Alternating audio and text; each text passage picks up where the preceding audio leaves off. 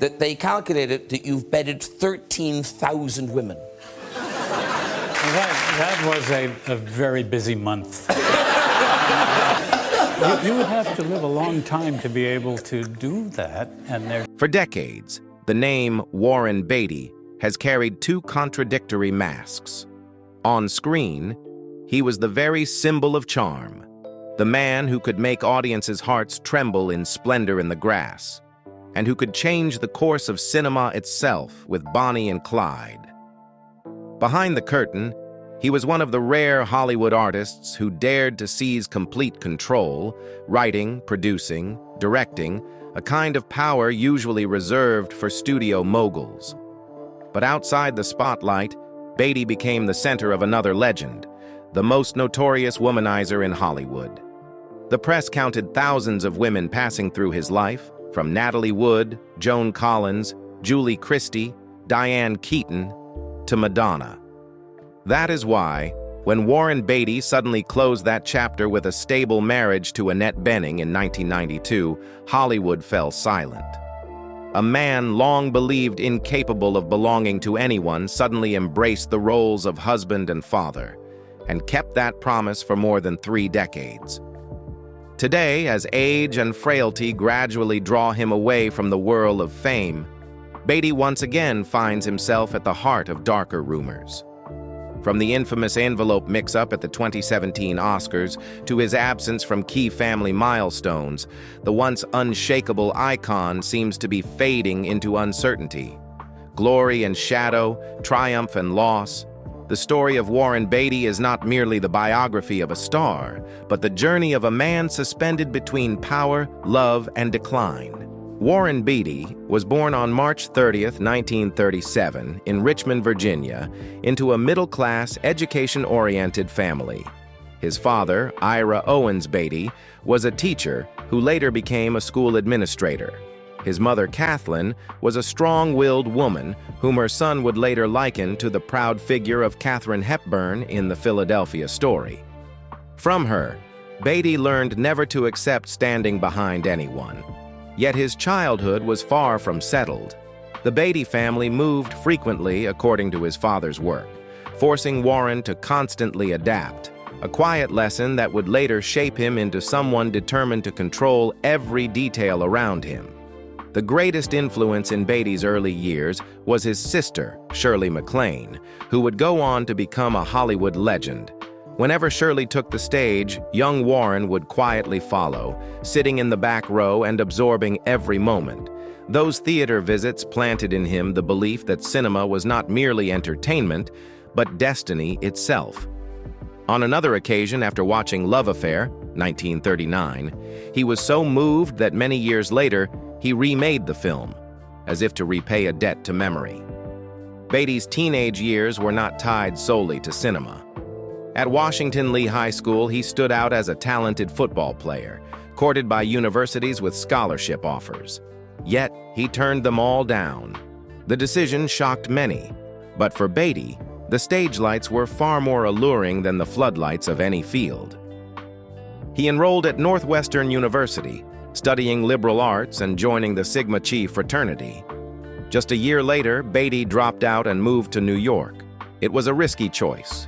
There, he survived on cheap meals of peanut butter sandwiches, washed dishes, played piano in bars, and even worked digging tunnels. Anything to afford lessons with Stella Adler, the legendary acting coach who had trained Marlon Brando. Behind those odd jobs burned an outsized ambition. Beatty didn't want to be just another actor reciting lines. Even as a student, he was already making suggestions about lighting, scripts, and costumes, an attitude that irritated directors, but also foreshadowed the career to come, a man unwilling to stand outside any part of filmmaking. From a poor young man craving recognition, Warren Beatty entered the artistic world with stubbornness and unusual ambition, and it was precisely that determination that opened the doors of Broadway, where his name first stirred attention, not only for his striking looks, but for his ability to turn youthful hunger into an undeniable magnetism. In his early years in New York, Warren Beatty lived a life of hardship, washing dishes by day and devouring every acting lesson by night under the guidance of Stella Adler, the legendary mentor who had once trained Marlon Brando. It was during this grueling period that he began to land small but valuable opportunities on television. Beatty appeared in respected programs such as Studio One and Playhouse 90, and particularly stood out when he embodied Milton Armitage, the arrogant, wealthy young heir in the sitcom The Many Loves of Dobie Gillis. His striking looks, rebellious air, and touch of effortless humor made an immediate impression on audiences. Yet television for him was only a starting point. Beatty yearned for a bigger stage, where he could prove he was more than just a handsome face passing across the small screen. That door opened in 1960, when Beatty made his Broadway debut in A Loss of Roses. Playing a troubled young man entangled in a complicated affair with his best friend's mother, Beatty revealed a depth of emotion that caught critics off guard. The role earned him a Tony nomination for Best Featured Actor and the Theatre World Award. These honors marked a turning point, confirming that Beatty was ready to step out of television's shadow and onto the path of cinema. Just a year later came the decisive breakthrough. Elia Kazan, the legendary director who had discovered Marlon Brando and James Dean, chose Beatty for the lead in Splendor in the Grass, 1961, opposite Natalie Wood. The film told the story of young love suffocated by social morality, with Beatty portraying a young man torn between passion and the crushing weight of family expectations. It was a role that demanded more than raw talent, and Beatty delivered. The film's resounding success brought him the Golden Globe for New Star of the Year, along with a nomination for Best Actor, an entrance onto the cinematic stage that could hardly have been more perfect. More importantly, Splendor in the Grass gave Beatty not just fame, but also a mentor, a spiritual father in Elia Kazan. From Kazan, Beatty learned to see cinema as a whole, not just acting, but script, lighting, editing rhythms, even the political undercurrents woven into every frame. He would later admit, "Kazan gave me the most important opportunity of my life." That mentorship nurtured Beatty's ambition to become not merely an actor, but a complete filmmaker, one who could control every stage of production to create works deeply stamped with his personal vision. From television to stage, and then to film, Warren Beatty had completed a rapid transformation. But this was only the beginning. Within just a few years, he would shake Hollywood to its core by turning a seemingly small project into a landmark that redefined American cinema. After the resounding success of Splendor in the Grass, Warren Beatty did not pause to bask in fame. He quickly ventured into several projects in the early 1960s, seeking roles with psychological depth rather than superficial charm. In 1961, he starred alongside Vivien Leigh in The Roman Spring of Mrs. Stone, portraying a complex young man entangled in a romance with a fading film star. The following year, he appeared in All Fall Down, a gritty family drama in which Beatty played a rebellious son. Then came Lilith, 1964, where he took on the role of a war veteran turned attendant, caught in a relationship with a mentally ill female patient. The film not only tested his acting abilities, but also revealed his yearning to explore raw, unvarnished truth in cinema. Though these roles did not ignite the box office, they gradually shaped Beatty's image as a serious actor, distancing him from the playboy heartthrob label the press often attached to him. Yet all of this was only a prelude. In 1967, Beatty unveiled his decisive trump card, Bonnie and Clyde. Not only did he take on the lead role of Clyde Barrow, but he also insisted on serving as producer, a rare move for an actor barely in his 30s. Beatty struck an unprecedented deal with Warner Brothers. Instead of a large upfront salary, he negotiated 30 to 40% of the profits. When the film exploded in popularity, that share earned him $6 million, equivalent to nearly $30 million today, instantly making him one of Hollywood's highest-paid stars of the era. But money was only the surface. Bonnie and Clyde was nothing short of a revolution. With its unflinching depictions of violence, its anti-heroic characters, and its groundbreaking editing style, the film completely transformed American cinema. From a project once dismissed, it became a phenomenon, garnering 10 Oscar nominations, including Best Picture and Best Actor for Beatty. More importantly, it ushered in the era of New Hollywood, when young filmmakers dared to break old formulas to create something fresh. This triumph also confirmed one thing: Beatty refused to be merely a hired hand in Hollywood. He wanted control over the entire creative process. By the mid-1960s, he had already founded Tatira Productions, followed by M. Holland Productions, platforms that allowed him full authority to choose scripts, shape productions, and hold the final say. From that point on, Beatty was no longer just an actor. He had entered the ranks of the rare few who combined talent with power, shaping films entirely on his own terms.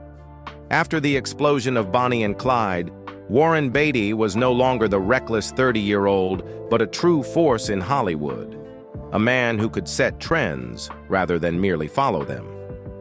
Entering the 1970s, he continued to prove he was unafraid of difficult challenges, always choosing scripts that were not only intelligent, but daring enough to probe the darker sides of human nature. In 1971, Beatty collaborated with Robert Altman on McCabe and Mrs. Miller. This was a Western, but unlike any before, cold, shrouded in mist, with Beatty playing a scheming, calculating, and ultimately vulnerable businessman, far from the heroic cowboy archetype. Initially criticized as slow and bleak, the film would later be hailed as one of the great deconstructions of the Western genre. With this role, Beatty demonstrated he was unafraid to sacrifice his romantic leading man image in order to explore more morally ambiguous characters. A risky choice, but one that showed his restless artistic spirit. 4 years later, he pushed further with Shampoo, 1975. Not just its star, Beatty co-wrote the script with Robert Towne and also produced.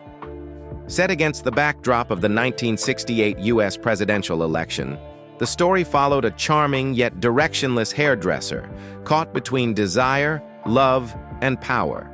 Shampoo became a mirror reflecting American society at the end of the 1960s, glittering on the outside but hollow within. The film was at once satirical and painful, earning 4 Oscar nominations and becoming a box office phenomenon. Critics noted that Beatty cleverly transformed his much-mocked reputation as a ladies' man into an artistic instrument, using it to illuminate the spiritual crisis of an entire generation. By 1978, Beatty embarked on his most ambitious challenge yet with Heaven Can Wait. On this project, he carried nearly everything: co-writing, co-directing, co-producing, and starring. The story of a football player mistakenly taken by death and given a second chance in the body of a billionaire was more than a romantic comedy. It was also a meditation on second chances in life. The film proved Beatty could fully control the filmmaking process, from staging to editing rhythm to its philosophical undertones. Heaven Can Wait was a resounding success, earning 9 Oscar nominations. For Beatty himself, it was historic. He received simultaneous nominations in 4 major categories: Best Actor, Best Director, Best Screenplay, and Best Picture, an exceedingly rare feat that cemented him as Hollywood's man of 4 roles. Yet all of this was still only the prelude to his greatest dream, Reds, 1981. Beatty nurtured this project for a decade, immersing himself in mountains of research to recreate the life of American journalist John Reed and his passionate love affair with writer Louise Bryant against the backdrop of the Russian Revolution. It was not simply a biopic, but a sweeping political and artistic epic where Beatty experimented with bold techniques such as weaving in interviews with real witnesses and breaking linear storytelling. Many studios balked at its scale and sensitive subject matter, but Beatty persisted. The result was Reds, which garnered 12 Oscar nominations and won him the Academy Award for Best Director. the pinnacle of acclaim that few of Hollywood's so-called playboys ever achieved. By this point, no one saw Beatty as merely Hollywood's ladies' man. He had established himself as a complete filmmaker, actor, screenwriter, producer, director, all fused into one. More importantly, he had devoted an entire decade of his youth to transforming an almost impossible project into a masterpiece, a declaration that cinema could be at once romantic and political, deeply personal yet epic in scope. By the late 1980s, Warren Beatty held a position few could dispute. He was one of the most versatile artists Hollywood had ever seen. But cinema, like the politics he so often wove into his films, was unforgiving. Today's glory could become tomorrow's burden. Beatty experienced this firsthand at the close of the decade. In 1987, he believed he was at the height of his powers, ready to test every limit. Instead, Ishtar became the most painful fall of his career. The adventure comedy, co-starring Dustin Hoffman and written and directed by his longtime friend Elaine May, was supposed to be his next blockbuster. Beatty staked his reputation on backing it. But from the start, the production unraveled. A messy script, endless complications shooting in Morocco, costs ballooning to over $50 million, a staggering figure at the time. Worse still, Columbia Pictures head David Putnam publicly disparaged the film before its release, turning the tide of opinion against it. Upon release, Ishtar collapsed on every front, a box office disaster, a critical punching bag, and soon a running joke. The very name Ishtar became shorthand for Hollywood flop, cited in articles and talk shows as the cautionary tale of what happens when artists wield too much power. For a perfectionist as sensitive as Beatty, this was not merely a financial debacle, but a wound to his honor. Yet Beatty refused to be buried by a single film. 3 years later, he roared back with Dick Tracy, 1990. Not only did he play the square-jawed detective from the iconic comic strip, but he also directed, produced, and shepherded the film's entire artistic vision. The movie was crafted as if a comic book had come to life. Bold, saturated colors, sharply cut sequences, a style that was both retro and modern. Audiences embraced it, the box office soared, and critics recognized Beatty's meticulous effort. Dick Tracy won 3 Academy Awards for design and technical achievement, proving he still had the skill and resilience to command massive projects after a humiliating fall. Just a year later came Bugsy, 1991. In which Beatty transformed again, portraying gangster Bugsy Siegel, a dreamer intent on building Las Vegas out of the Nevada desert. Beatty captured both Siegel's brutality and his fragility, a man swallowed whole by ambition. The film became an artistic triumph, earning 10 Oscar nominations. But Bugsy also marked a personal turning point. On set, Beatty met Annette Bening.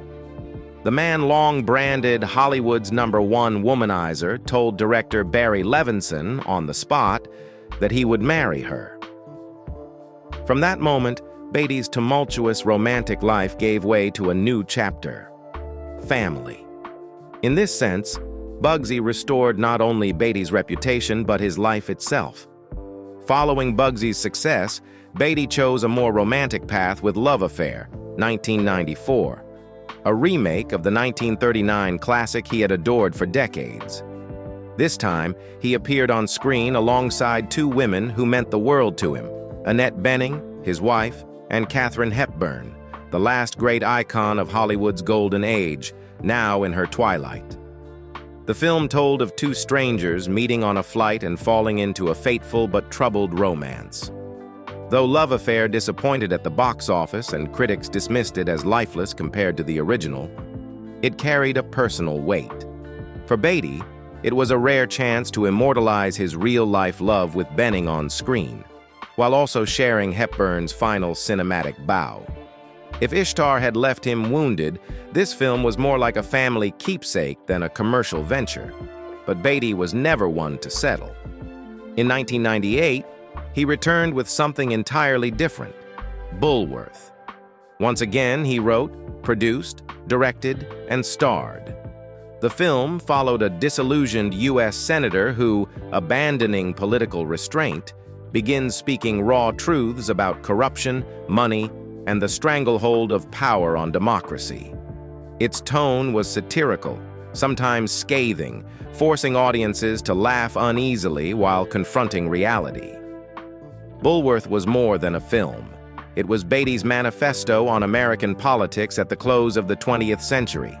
Skeptical, bitter, yet still yearning for reform.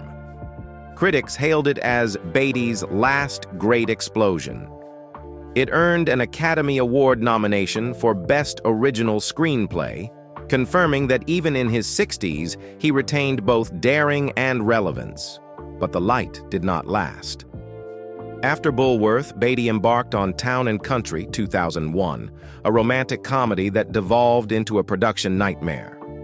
Filming stretched on for over 3 years, costs soared near $100 million, and endless rewrites and reshoots plagued the project. When it finally reached theaters, critics savaged it, audiences ignored it, and its meager box office returns marked it as one of Hollywood's most catastrophic failures. That disaster pushed Beatty into near-total retreat from the screen for 15 years. From Oscar winner to near absentee, he surfaced only in the occasional interview or on red carpets beside Benning. For an artist who had defined himself by absolute control, to vanish after such a public collapse was its own bitter statement. Better to disappear than stand under the lights defeated. This long silence sparked a question. Had Beatty truly quit? Or was he quietly plotting one last return? Many assumed he had retired in obscurity, his storied career ending on a sour note. But Beatty still clung to a dream he had nurtured since the 1970s, a film about eccentric billionaire Howard Hughes. In 2016, he finally delivered Rules Don't Apply. Beatty directed, produced, and portrayed Hughes himself in old age, a character that seemed a reflection of his own persona, brilliant, eccentric, obsessed with control. The film, centering on a romance between a young actress and Hughes's chauffeur, was meant to reassert Beatty's gifts as a storyteller. Instead, it collapsed at the box office, derided as long-winded, self-indulgent, and out of touch with contemporary cinema. For many, it was proof that Beatty's era had definitively ended, and yet Beatty never relinquished his legacy entirely. Determined to retain rights to the Dick Tracy character, his creation since 1990, he cleverly staged 2 specials on TCM.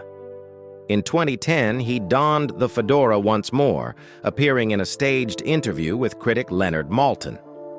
13 years later, in 2023, he returned in Dick Tracy special, Tracy Zooms In, this time placing the detective in a Zoom call, reflecting on his legacy and even joking about passing the role to a younger generation. To outsiders, it looked like a gimmick, but in reality, it was a legal strategy. By keeping the character alive on screen, Beatty preserved his claim to the Dick Tracy rights. Looking back, Warren Beatty's filmography comprises just 23 films, a modest number compared to his peers. But in Hollywood, quantity never dictated worth. Beatty remains proof of the idea of one man, an entire industry. Actor, producer, screenwriter, director, a pioneer who shattered formulas, who dared to bring politics, desire, and social chaos into cinema. He could fail spectacularly, yet every time he appeared, he left a mark. For Beatty, cinema was never just a profession. It was a life-or-death wager, and he was always willing to stake his name on it. If Warren Beatty's career made him one of Hollywood's great power brokers, his private life became one of the most notorious legends the film capital had ever witnessed. Beginning in the late 1960s, his name appeared not only on film posters or Oscar nomination lists, but also across tabloid covers, tied to an endless string of affairs. From the start of his career, Beatty stirred public frenzy when he was seen alongside Natalie Wood, his co-star in Splendor in the Grass. Their on-screen romance instantly fueled rumors of a real-life relationship. But before the press could catch its breath, Beatty had plunged into another, more passionate and turbulent love affair with Joan Collins. With Collins, he even proposed and gave her an engagement ring, hinting at a stable ending. Yet the bitter truth was different. Collins soon realized Beatty was unwilling to be bound by any commitment. In her later memoir, she revealed a painful secret. She had once been pregnant by Beatty, but felt forced to terminate it, fearing scandal would ruin his career while he continued his endless stream of liaisons. From there, Beatty's list of lovers only grew longer, spanning generations and styles of stardom. Julie Christie, the enigmatic muse of British cinema. Diane Keaton, his intellectual partner during Reds, both colleague and lover. Carly Simon, the soulful singer whose voice defined a decade. And even Madonna, the bold pop icon of the 1990s. Each affair was seized upon by the press until the public came to see Beatty as an incorrigible lover, a man whose magnetism seemed irresistible to nearly every actress he encountered. It was no surprise that the media crowned him Hollywood's #1 playboy, a label both mocking and admiring, yet undeniably reflective of his allure. This playboy myth was further inflamed by a sensational figure. In an unauthorized biography, writer Peter Biskind estimated that Beatty had been with roughly 12,175 women. The number was clearly absurd, and Beatty himself dismissed it. But in Hollywood, where the line between truth and myth is forever blurred, such rumors often outlived any evidence. They painted Beatty not only as an Oscar-winning artist, but also as an embodiment of desire, a man who seemed to have stepped straight out of half-fact, half-fantasy tales that kept the world endlessly intrigued. What was real, and what was legend woven around the name Warren Beatty? If before 1990, Beatty symbolized the incorrigible Hollywood playboy, the true turning point in his personal life came in the fall of that year on the set of Bugsy. The film recreated the life of gangster Bugsy Siegel, but it was the behind-the-scenes moment that became historic. When Annette Bening, a rising actress with intellectual beauty and a strong will, entered the audition room to play Virginia Hill, Siegel's mistress, Beatty was instantly captivated. The man known for never being tied down phoned director Barry Levinson and uttered a line that seemed like a joke. "She's wonderful. I love her. I'm gonna marry her." No one believed it. Hollywood was used to Beatty's endless affairs and fleeting promises. But this time was different. During the filming of Bugsy, Beatty and Bening's on-screen romance slowly became a real bond off-screen. Bening was unimpressed by Beatty's aura, unwilling to be just another name on his list of lovers. Her calmness, wisdom, and strength made Beatty, at age 54, feel for the first time that he had found someone who could truly change him. In March 1992, Warren Beatty did what no one thought possible. He got married.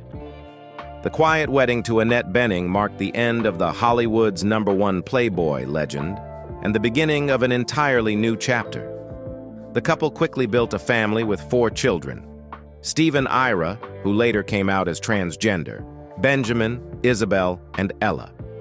Beatty openly declared his children to be his inspiration for living, and spent the years that followed stepping away from the spotlight to be a devoted father and husband. He took the kids to school, showed up at small family events, and lived quietly beside Annette. A reality few could have imagined for a man once linked to an endless list of lovers. But marriage was never without its shadows. Beatty and Bening differed greatly in generation, temperament, and approach to career. Bening, 21 years younger, still craved challenging roles, while Beatty, after decades at the peak, chose retreat. Fewer films, more family time. The contrast sometimes created tension, even conflict.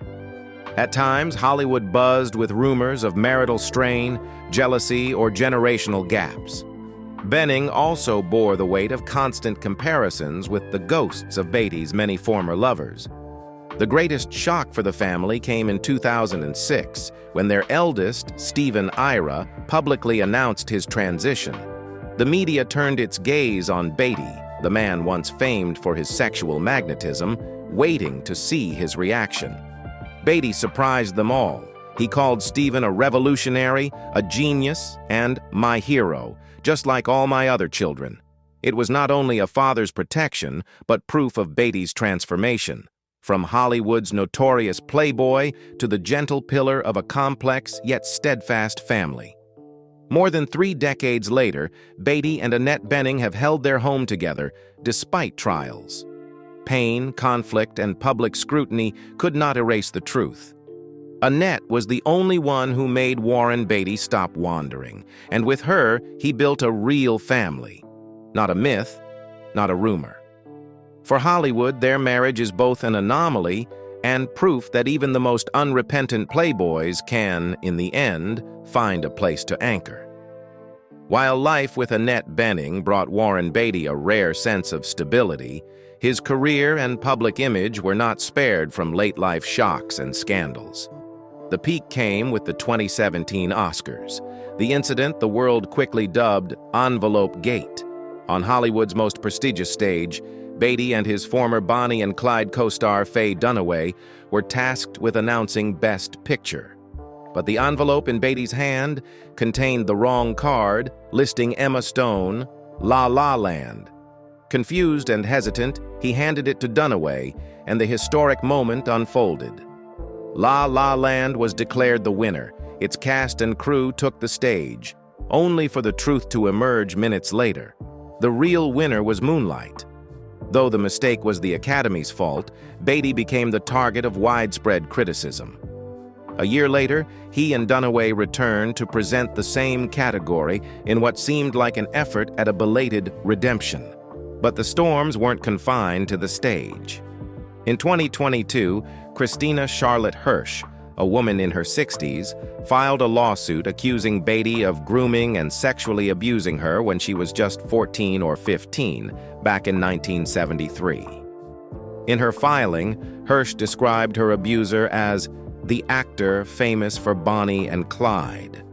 The claim shocked the public, casting a dark stain over the twilight years of a Hollywood legend. Beatty denied the allegations, and in 2023, the court dismissed the case with prejudice, meaning it could not be refiled. Yet the shadow of the accusation lingered, reinforcing the darker side of Beatty's long-held reputation as Hollywood's #1 playboy. Even within his career, Beatty was not immune to criticism. Despite masterpieces like Bonnie and Clyde, Reds, and Bulworth, his entire filmography spanned just 23 titles. His exacting standards, or perhaps his own perfectionism, led him to pass on many golden opportunities. Roles in The Sting, Butch Cassidy and the Sundance Kid, and The Great Gatsby all went instead to Robert Redford, making Redford an icon in places where Beatty might have been. Critics often described him as the man who narrowed his own legacy. After these blows, Warren Beatty all but vanished from public life. Where once a mere rumor of romance could set tabloids ablaze, now his silence itself became the subject of speculation.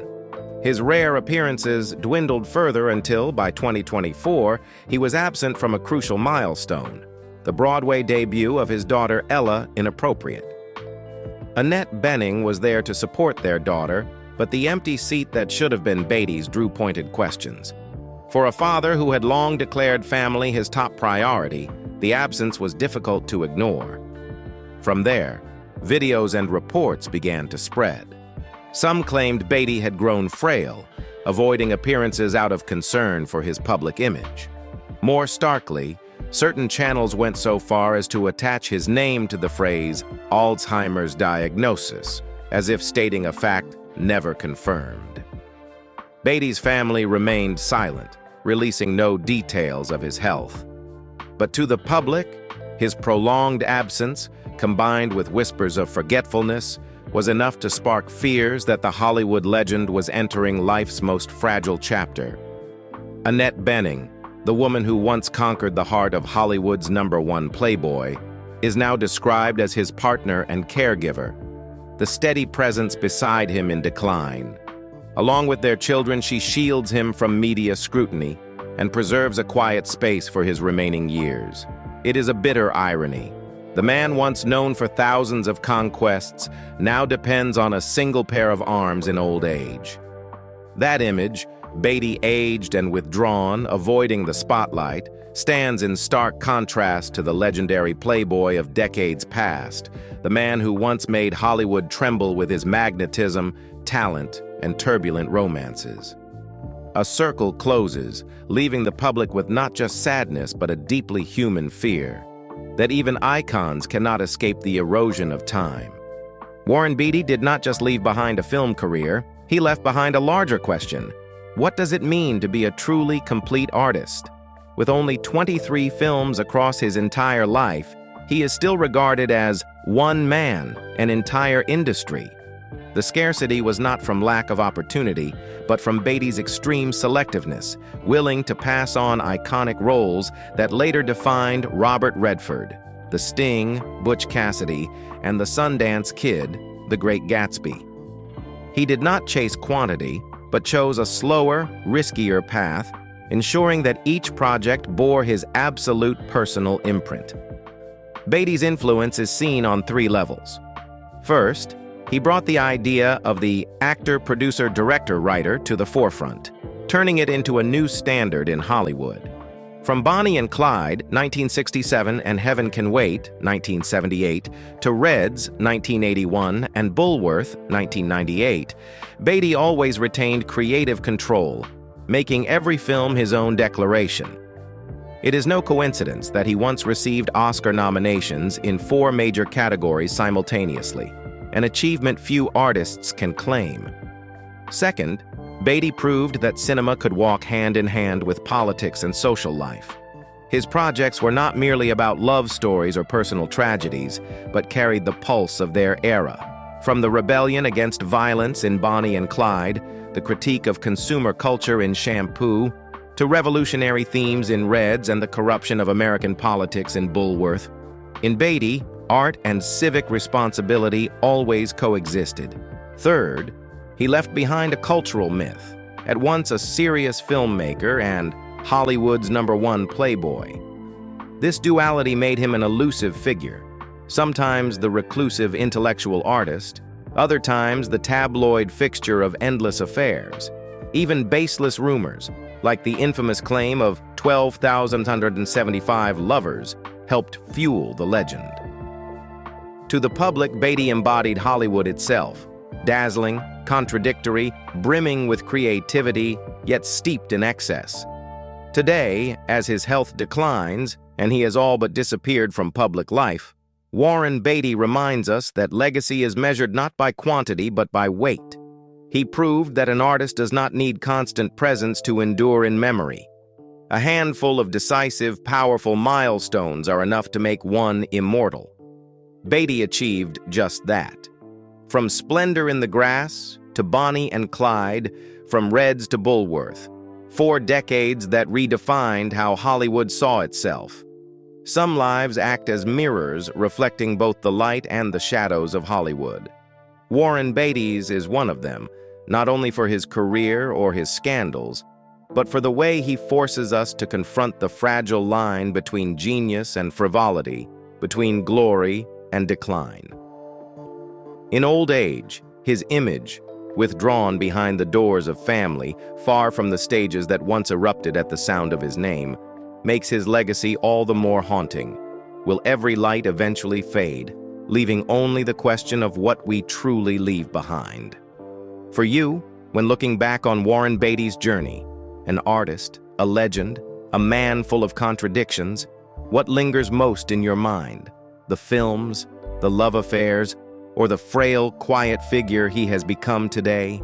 Share your thoughts in the comments, and don't forget to subscribe so we can continue exploring the extraordinary journeys of Hollywood's legends.